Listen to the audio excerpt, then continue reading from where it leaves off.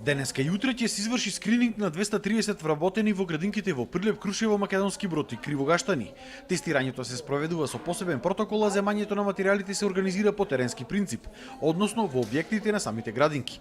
Тестирањето ќе трае 2 дена, денеска и утре. Денеска се тестираат вработените во 2 градинки во Прилеп, Крушево и Кривогаштани, а утре ќе се тестираат вработените во преостанатиот дел од градинките во Прилеп, како и во градинката во Македонски Брод. После завршувањето секој ден на тестирањето, сите брисеви се носат во Институтот за јавно здравје во Скопје, во вирусолошката лабораторија и во зависност од време траењето негдека од 24 до 48 часа очекуваме дека ќе бидат готови резултатите од направените тестирања.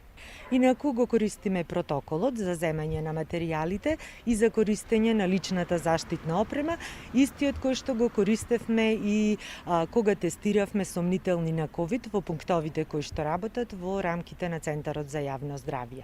Од градинките наша иднина во Прилеп истакнаа дека протоколот како ќе работат градинките требало да го изготви Министерството за труд и социјална политика и тој протокол требало да им биде доставен деновиве. Се очекувало да започнат со работа на 15 јуни, а поголемиот дел од времето децата да го поминуваат на отворено.